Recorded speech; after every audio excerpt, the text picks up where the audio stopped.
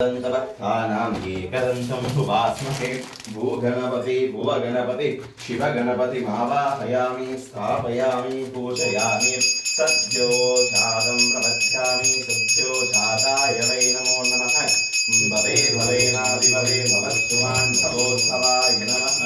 वामदेवाय नमो ज्येष्ठाय नमः श्रेष्ठाय नमो रुद्राय नमः कालाय नमः कलविकरुणाय नमो बलाय नमो फलविकरुणाय नमो फलप्रमुदनादनाय नमः सर्वभूतगमनाय नमो मनोन्मनाय नमः अघोरेभ्यो तघोरेभ्यो घोरघोरासरेभ्यः सर्वेभ्यो सर्वेभ्यो नमस्ते रुद्ररूपाभ्यो नमः अघोराय नमः